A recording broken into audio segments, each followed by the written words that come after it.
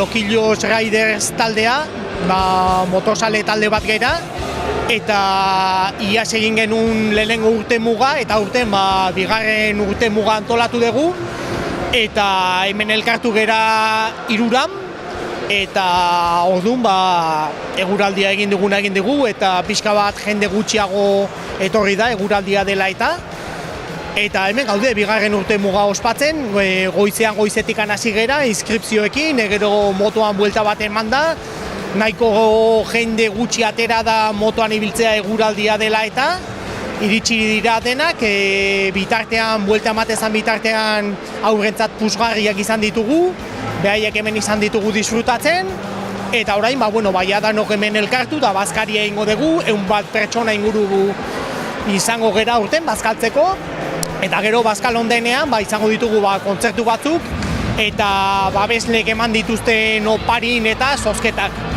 Eta gero afaria egingo dugu, eta ondorenean baita ere kontzerturen bat izango da, gutxi gora bera goizaldean ordu batak ordu bikingurura arte.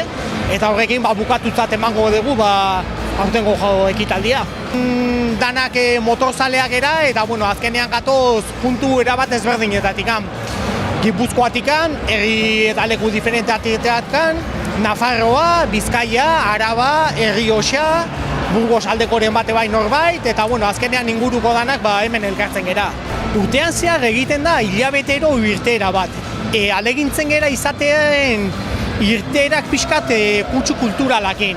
Hau da, ez da dile izan bakarrikan motoan irten eta bazkaldu, baizik eta museoak edo pixkat leku gauza garrantzitsuago desberdinak ikusi kultura mailan baita ere pixka bat enfoke eta bultzada bat emateko.